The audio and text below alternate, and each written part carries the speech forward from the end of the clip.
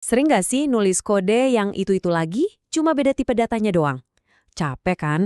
Nah, gimana kalau ada cara nulisnya sekali aja, tapi hasilnya tetap aman dan super fleksibel?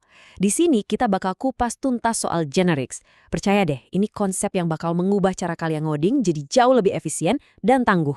Yuk, langsung aja kita mulai. Oke, ini dia peta perjalanan kita. Pertama, kita mulai dari masalah yang kayaknya semua programmer pernah alamin. Terus, kita kenalan sama si pahlawan supernya, generics. Habis itu, kita bedah sintaksnya, kasih dia kekuatan tambahan, pakai batasan-batasan, terus kita bandingin sama cara-cara lain. Dan terakhir, kita lihat dia beraksi di dunia nyata lewat studi kasus. Dijamin seru, jadi jangan kemana-mana ya. Oke, kita langsung ke intinya aja ya. Gini. Dalam programming, kita tuh sering banget butuh semacam wadah atau fungsi yang bisa dipakai buat apa aja. Mau itu buat nampung string, angka, atau objek lain, pokoknya fleksibel. Tapi, nah ini dia, fleksibilitas kayak gini tuh sering bawa resiko yang nggak kelihatan. Coba bayangin deh, kita punya kotak kayak di kode ini. Kita pakai dynamic, artinya apa aja boleh masuk, angka, teks, semuanya deh. Kelihatannya praktis kan? Tunggu dulu. Masalahnya muncul pas kita mau ambil isinya lagi. Kita nggak pernah tahu pasti isinya apa. Bisa jadi kita ngarepnya angka, yang keluar malah teks. Nah inilah yang namanya resep bencana, runtime error.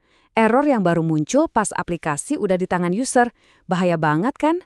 Nah, disinilah generics datang sebagai penyelamat. Coba bayangin, kita tetap punya fleksibilitas yang sama, tapi sekarang ada penjaga pintunya. Penjaga ini tugasnya mastiin cuma tipe data yang benar aja yang boleh masuk. Keren kan? Itulah inti kekuatan dari generics. Nah, lihat deh perbandingannya di sini. Jelas banget. Di kiri, itu si kotak dynamic yang tadi, yang bahaya itu. Terus di kanan, kita pakai generics. Lihat deh ada box int. Ini tuh kayak kita ngasih label permanen di kotaknya, khusus angka. Jadi, kalau kita nekat mau masukin teks, wah, si compiler bakal langsung teriak, "Hey, salah!" Errornya ketahuan dari awal pas kita lagi ngoding, bukan pas sudah telat. Oke, sekarang pasti penasaran kan gimana cara nulisnya? Tenang, kita bakal lihat sintaks dasarnya buat class dan function. Sumpah, ini lebih gampang dari yang kelihatannya. Kuncinya itu ada di tanda kurung sudut, T. Anggap aja T itu kayak stiker kosong. Nanti kita bisa tulis tipe data apa aja di stiker itu.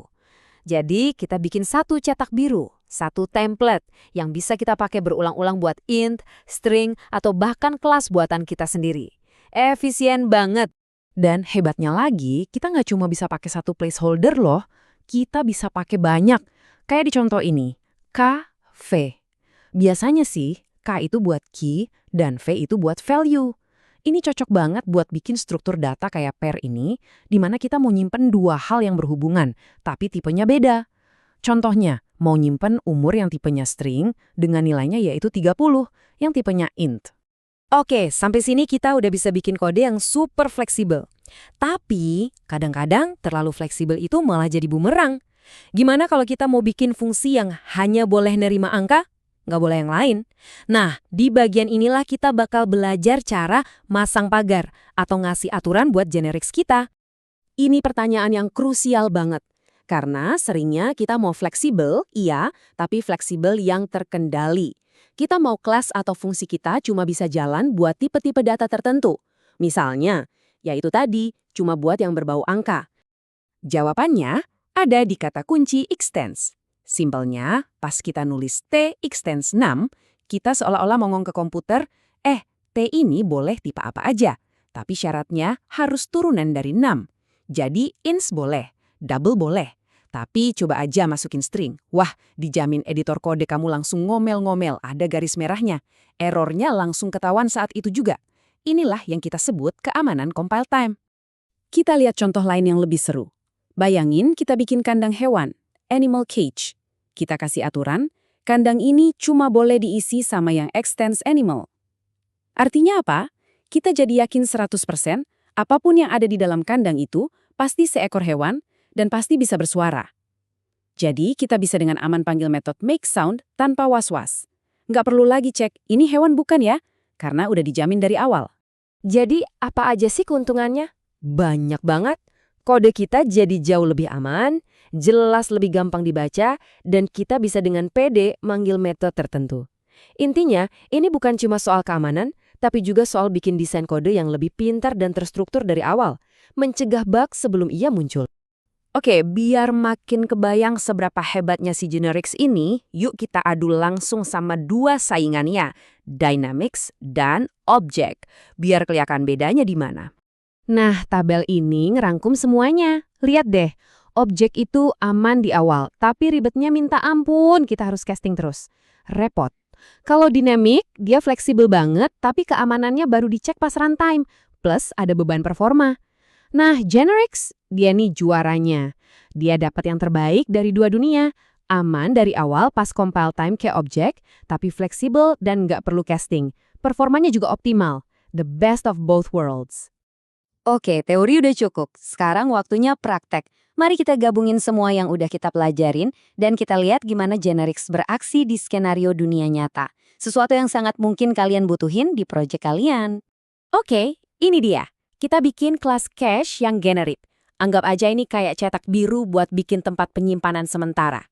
Perhatiin deh, si placeholder T itu dipakai di mana-mana.